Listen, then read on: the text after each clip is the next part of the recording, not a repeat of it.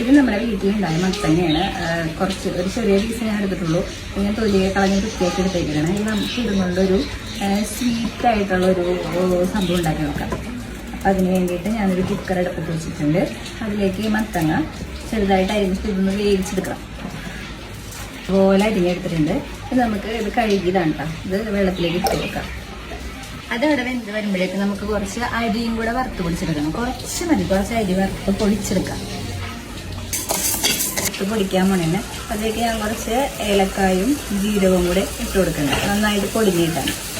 ചട്ടി അടുപ്പത്ത് വെച്ചിട്ടുണ്ട്. അതിലേക്ക് കുറച്ച് ശർക്കരപ്പാനി വെച്ച് കൊടുത്തിട്ടുണ്ട്. നമുക്ക് വേവിച്ച് വെച്ച മത്തങ്ങ ഇട്ട് കൊടുക്കാം. ഇത് നന്നായിട്ട് ഉടച്ചു കൊടുക്കാം.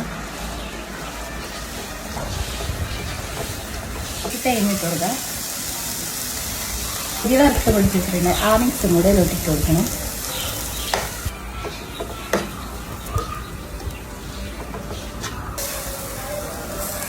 അപ്പം ഇത്രേ ഉള്ളൂ. നമ്മുടെ മത്തൻ വിളയിച്ചത് ശരിയായിട്ടുണ്ട്.